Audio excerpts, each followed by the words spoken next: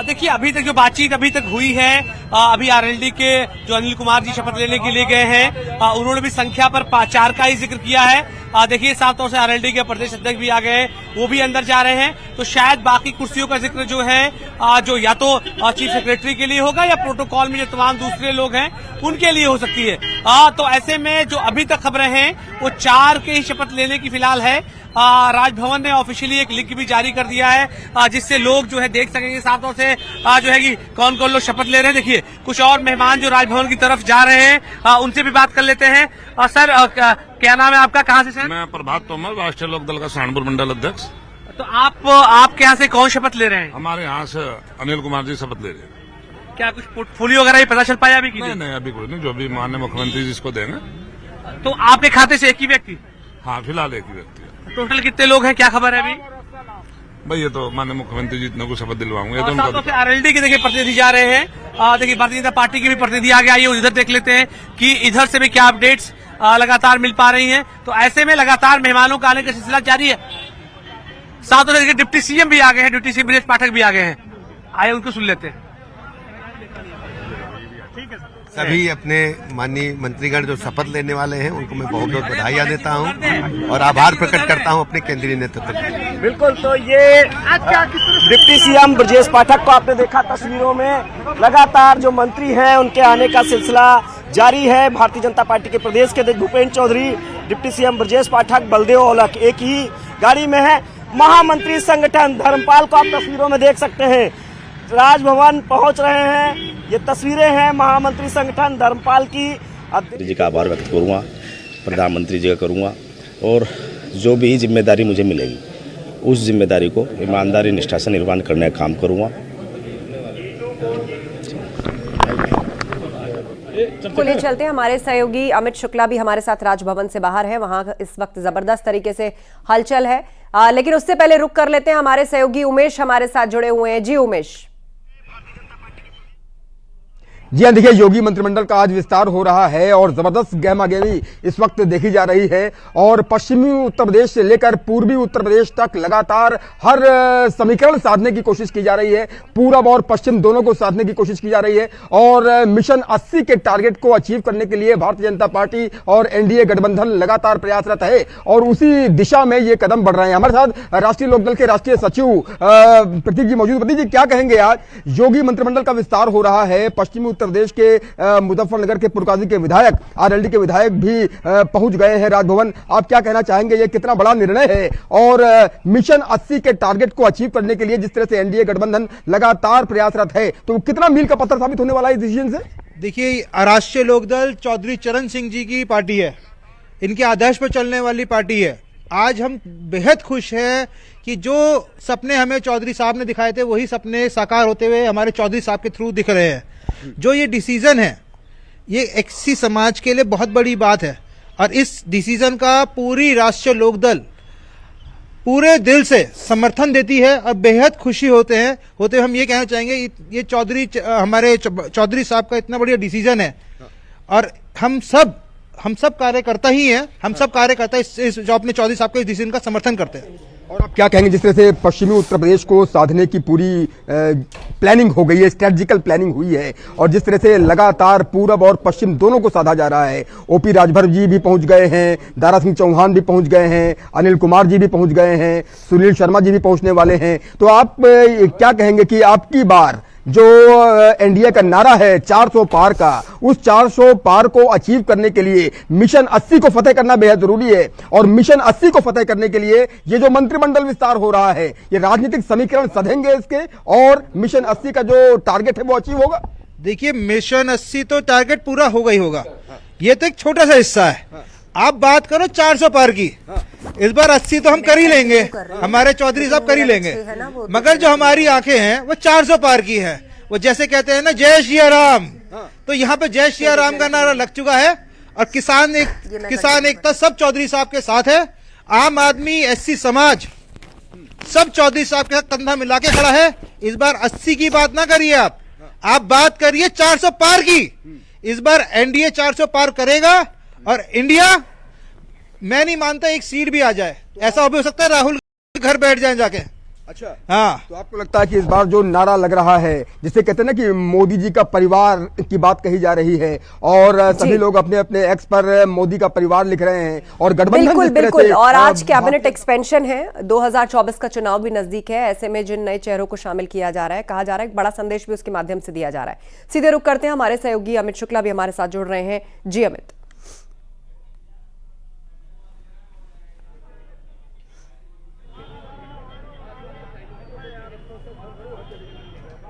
अमित, आप तक आवाज पहुंच रही है मेरी?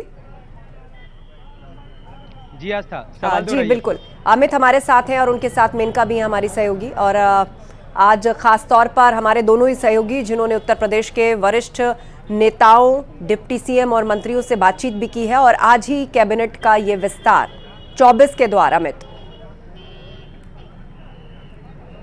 बिल्कुल आस्था, देखिए लखनऊ का सियासी पारा हाई है। एक तरफ 24 की तैयारियां चल रही हैं, प्रत्याशियों के नाम का ऐलान हो रहा है, तो दूसरी तरफ कैबिनेट का विस्तार भी हो रहा है। अभी तक नामों पर सस्पेंस था, वो तस्वीर भी साफ हो गई है। दारा सिंह चौहान, ओम प्रकाश राजभर, दोनों के नाम को लेकर लंबे समय से चर्चा चल रही थी और अब ये तय है कि दोनों शपथ लेने के लिए यहाँ पर पहुंच चुके हैं। थोड़ी देर पहले वो राजभवन के भीतर गए हैं। एक चौंकाने वाला नाम जो रहा आस्था, वो रहा अनिल कुमार का, क्योंकि आरएलडी कोटे से कोई एक मंत्री होगा, लेकिन कौन मंत्री होगा ये साफ नहीं था। अनिल कुमार 3 बार के विधायक, इसके अलावा एसटी कोटे से आते हैं। अचानक से उनका नाम सामने आता है। वो कहते हैं कि जयंत चौधरी साहब ने कहा है कि आपको लखनऊ में रहना है और चर्चाओं का बाजार गर्म हो जाता है कि आरएलडी कोटे से वही मंत्री बनेंगे। सुनील कुमार शर्मा 2017 में भी रिकॉर्ड वोटों से जीते, 2022 में भी रिकॉर्ड वोटों से जीते, लेकिन मंत्री नहीं बन पाए थे। अचानक से उनका नाम भी सामने आता है कि वो चौथा चेहरा है जो कि मंत्री बनने के लिए यहाँ पर पहुंचे हैं। इस पूरी कवायद को इस तरीके से समझा जा सकता है आस्था कि एक तरफ 24 की तैयारियां चल रही हैं और उसी क्रम में बीजेपी एक कदम और आगे चली गई है। हमारे साथ मेनका चौधरी भी मौजूद हैं। मेनका जी, कह सकते हैं कि बीजेपी का एक और मास्टर स्ट्रोक, 24 की तैयारियां, प्रत्याशियों का ऐलान और कैबिनेट मंत्रियों का शपथ ग्रहण समारोह, मतलब एक मंत्रिमंडल का विस्तार। जी बिल्कुल अमित, और जब भी चुनाव से पहले एक्सपेंशन होता है उसे चुनाव से जोड़कर ही देखा जाता है कि क्या है, जातिगत समीकरण को सेट करने की कोशिश है। क्योंकि बीते साल से ही लगभग ये नवरात्रों का दौर था, तब से ओम प्रकाश राजभर खुद कह रहे थे कि वो कभी भी मंत्री बनाए जा सकते हैं, लेकिन उनका इंतजार अब जाकर खत्म हुआ। इस वजह से भी कहा जा रहा है कि ये चुनाव से जुड़ा हुआ मसला है। राजभर वोट बैंक पर जो पकड़ है ओपी राजभर की, उसे साधने के कैबिनेट एक्सपेंशन में उनका नाम शामिल कर लिया गया है। यहाँ की तस्वीरें भी दिखाना चाहूंगी किस तरह से यहाँ पर जितने भी विधायक पहुंचे हैं, चाहे वो आरएलडी के हो, बीजेपी के हो या फिर सुभाषपा के ओम प्रकाश राजभर हो, उन सबके समर्थक भी पहुंचे हैं। आरएलडी के कई और विधायक भी पहुंचे हैं समर्थन देने के लिए। सुभाषपा के तो जितने समर्थक पहुंचे उनके हाथों में फूल मालाएं भी हैं, क्योंकि लंबे समय से इंतजार कर रहे थे। ओपी राजभर बार बार ये कह रहे थे कि दिल्ली जा रहा हूं, अब देखना बहुत जल्दी मंत्री बन जाऊंगा, और बार बार उनके जो समर्थक थे वो फूल मालाओं का इंतजाम करते थे, लेकिन ओपी राजभर का इंतजार बढ़ता। वापसी में हम आपसे मिलेंगे। आइए, धन्यवाद। जब उनका शपथ ग्रहण समारोह हो जाएगा, अब यहाँ देखना होने जा रहा है और जो मंत्री बनने वाले उनको सबको हार्दिक बधाई देता हूँ।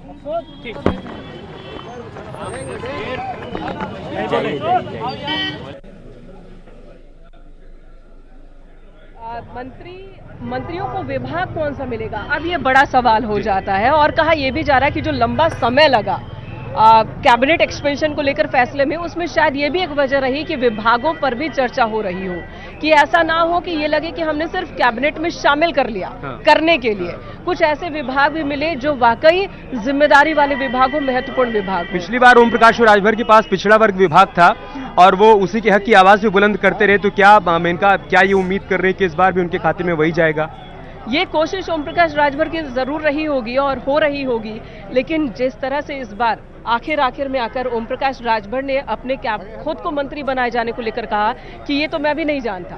जो शुरू में दावे कर रहे थे कि अब मैं शपथ लेने वाला हूं, बाद में वो इस बात पर आगे गया तो मैं भी नहीं जानता। तो शायद मंत्रिमंडल में कौन सी जगह मिले, कौन सा मंत्रालय मिले, इस पर भी वो इस वक्त पुख्ता नहीं होंगे। कई समर्थक हमारे साथ मौजूद हैं, उनको भी मैं बुलाऊंगी। जी अमित, आप अपनी बात कीजिए। नहीं, सुनील कुमार शर्मा के नाम को लेकर देखिए, अभी जब हम यहाँ पर बीजेपी कार्यकर्ताओं से बातचीत कर रहे थे तब उन्होंने कहा कि पार्टी हर कार्यकर्ता के बारे में सोचती है, हर नेता के बारे में सोचती है, विधायक सांसद के बारे में सोचती है। आज किसी का क्या रोल है वो मैटर नहीं करता है, पार्टी ने उसके लिए बड़ा रोल तय कर रखा है। आपको याद होगा मेनका, जब शिवराज सिंह चौहान को मुख्यमंत्री नहीं बनाया गया तो कहा गया कि लगता है उनका सियासी सफर अब समाप्त हो गया, लेकिन इस बार जब बीजेपी की लिस्ट आई 195 प्रत्याशियों का ऐलान हुआ, उसमें शिवराज सिंह चौहान का नाम था। ऐसे ही सुनील शर्मा जब बार बार रिकॉर्ड मतों से जीत रहे थे तो उनके समर्थकों में सवाल था कि देखिए प्रतिनिधित्व तो हमारा तगड़ा है, हम बार बार हैवी मार्जिन से जीत भी रहे हैं, उसके बावजूद मंत्रिमंडल में जगह नहीं मिल पा रही है। लेकिन वो मायूस नहीं थे, वो निराश नहीं थे और पार्टी ने उनके लिए बड़ा जब भी सपा बसपा सत्ता में आई, लोगों गरीबों को लूटा है। भारतीय जनता पार्टी जब भी सरकार बनती है गरीबों की सेवा करती है, और गरीबों की सेवा करते हैं, कानून का राज रहता है, सभी लोग सुरक्षित रहते हैं, पूरे राज्य के इन्वेस्टर आते हैं, सभी से लोग सुखी रहते हैं, अच्छी सड़कें, अच्छे रोड, एयर कनेक्टिविटी सभी हम लोग देते हैं। ठीक है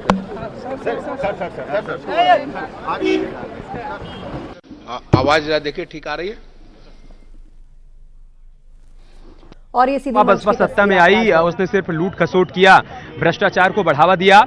बीजेपी सरकार का एजेंडा बिल्कुल क्लियर है, आम आदमी का हक आम आदमी को मिलना चाहिए। और जो कैबिनेट विस्तार हो रहा है इसमें भी इसी बात का ध्यान रखा जा रहा है कि हर वर्ग का प्रतिनिधित्व इसमें शामिल। मजबूती से जितने आएंगे उतने और मजबूत होते जाएंगे। सर विपक्ष इसको जाति राजनीति कह रहा है। कुछ नहीं, उनके पास 70 क्या किया, बहुत लंबा समय था जातियों को नहीं। हमारे यहाँ सभी जातियों को सम्मान दिया जाता है और सम्मान के हिसाब से उनको अवसर प्रदान किए जाते हैं। ठीक है। आवाज ठीक नहीं है।